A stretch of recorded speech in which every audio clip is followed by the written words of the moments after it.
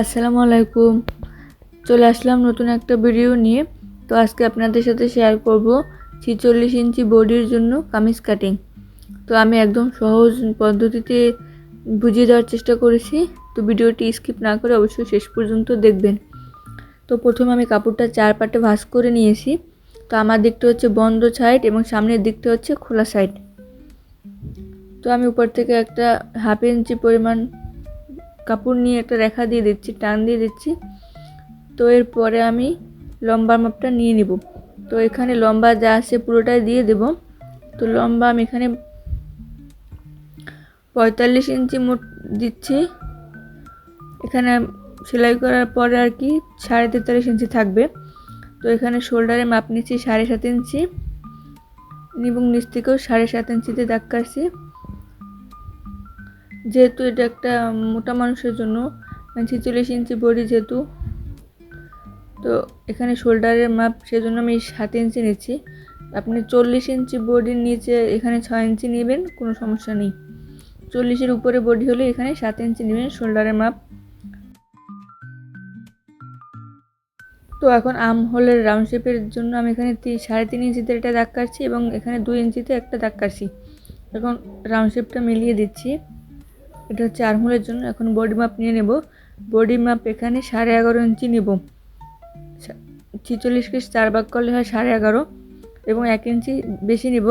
তো এখানে ফাড়ার জন্য 15 ইঞ্চিতে দাগ কাটছি হিপের জন্য, এবং এখানে আমি 11 ইঞ্চিতে দাগ কাটছি এবং 1 ইঞ্চি বেশি নিচ্ছি।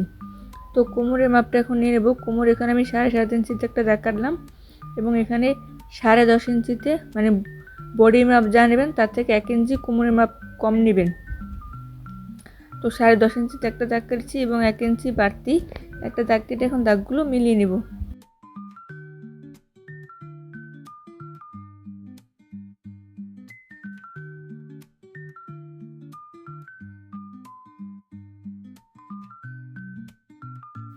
তো এখানে ঘেরের জন্য আমি এখন ঘের দেবো। এখানে 14 ইঞ্চিতে একটা দাগ দেবো এবং 1 ইঞ্চি বেশি 15 ইঞ্চিতে।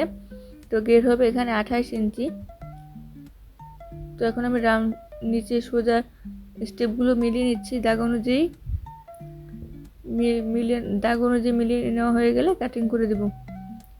তো যারা আমার চ্যানেলে নতুন, চ্যানেলটি সাবস্ক্রাইব করেন নাই, ভিডিওটি ভালো লাগলে অবশ্যই এটি সাবস্ক্রাইব করে দিবেন এবং ভিডিওতে একটা লাইক দিয়ে দিবেন এবং শেয়ার করে দিবেন।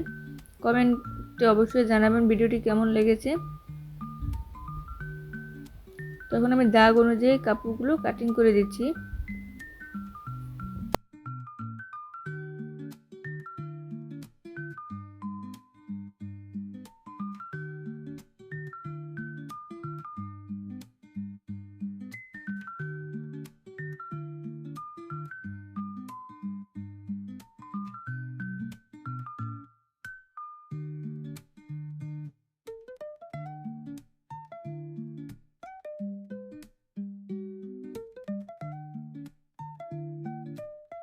আর যেখান থেকে ফাড়া দেবো সেখানে একটা চিহ্ন দিয়ে দিচ্ছি এবং কোমর বরাবর একটা চিহ্ন দিয়ে দিয়েছি।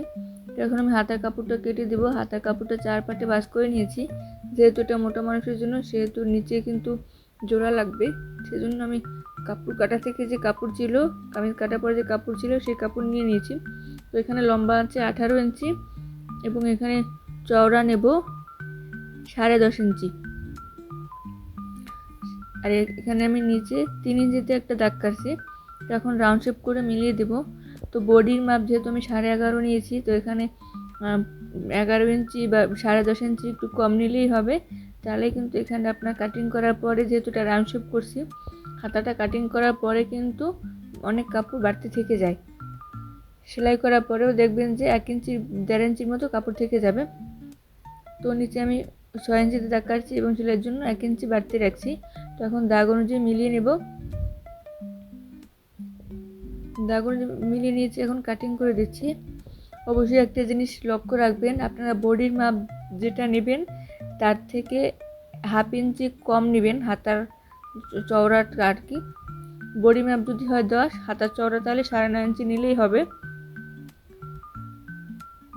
তখন দাগ অনুযায়ী কাপড়টি কাটিং করে দিচ্ছি। কাপড়টি কাটিং করা হয়ে গেলে কিন্তু আমার কামিজ কাটা শেষ। তো ভিডিওটি কেমন হয়েছে অবশ্যই কমেন্টে জানাবেন এবং ভালো লাগলে অবশ্যই চ্যানেলটি সাবস্ক্রাইব করে রাখবেন, যাতে পরবর্তীতে আমি কোনো ভিডিও আপলোড করলে আপনারা সাথে সাথে পেয়ে যান। তো দেখা হবে পরবর্তী কোনো ভিডিওতে। সবাই ভালো থাকবেন। আসসালামু আলাইকুম, আল্লাহ হাফেজ।